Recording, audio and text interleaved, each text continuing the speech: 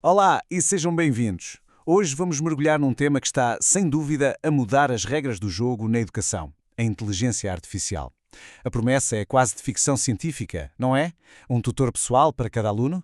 Mas será que a realidade consegue acompanhar esta visão? Vamos lá descobrir. Bem, vamos começar com um cenário que todos nós conhecemos de cor e salteado. Uma sala de aula.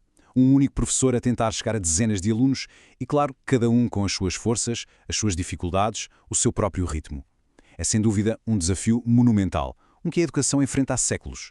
E é exatamente esta a questão central que a tecnologia de aprendizagem personalizada está a tentar resolver. Como é que é possível escalar o apoio individualizado sem, com isso, sobrecarregar completamente os professores? A resposta pode estar num conceito chamado aprendizagem adaptativa. E atenção, isto é muito mais do que simplesmente deixar os alunos trabalhar ao seu próprio ritmo. É um sistema dinâmico que está constantemente a avaliar a interação de cada estudante e a ajustar o caminho de aprendizagem momento a momento. Agora, o que é mesmo interessante aqui é a diferença. A aprendizagem individualizada pode ser algo tão simples como, dar mais tempo a um aluno para fazer um teste. Mas a aprendizagem adaptativa, bem, isso é outra conversa. Pensem nisto como um GPS para a educação. Se um aluno se engana e vira à esquerda, o sistema não se limita a abrandar. Não. Ele recalcula a rota toda, com base nessa nova informação, para o levar de volta ao caminho certo. E é precisamente aqui que a inteligência artificial entra em cena. A promessa é levar esta aprendizagem adaptativa a um nível completamente novo, um nível que é verdadeiramente pessoal. Portanto, o ponto-chave é este. Uma plataforma de IA de alta qualidade consegue fazer muito mais do que apenas verificar se uma resposta está certa ou errada. Consegue perceber porquê é que está errada. Pode, por exemplo, identificar que uma dificuldade em álgebra no 9º ano, na verdade, vem de uma lacuna lá atrás de um conceito do 4º ano. E o sistema intervém precisamente aí, nesse ponto. Ok, mas isto funciona mesmo no mundo real, fora da teoria? Vamos olhar para um caso prático, um estudo que nos chega do Brasil, para ver exatamente como é que isto se desenrola na prática. Este era o ponto de partida, uma avaliação diagnóstico numa turma de matemática. E os dados, bem, falam por si. Quase 1/3 dos alunos estava no nível abaixo do básico. E no outro extremo do espectro, absolutamente ninguém. 0 alunos no nível avançado. Então qual foi a intervenção? Durante um semestre, um professor usou planos de aula gerados por uma IA. E não era uma IA genérica, atenção. Foi treinada com mais de 1.100 planos de aula de professores locais para se adaptar perfeitamente ao currículo daquela escola. E o resultado é impressionante. Olhem só para a primeira barra. O grupo de alunos abaixo do básico desapareceu. Caiu para 0, foi completamente eliminado. E agora, olhem para a segunda barra, o grupo avançado, que antes estava vazio, a zeros, de repente representa quase 10% da turma. É uma melhoria notável. É muito fácil ficarmos deslumbrados com estes números, não é? Mas uma análise séria e responsável exige que façamos uma pausa para perguntar: qual é o outro lado desta moeda? Quais são os custos?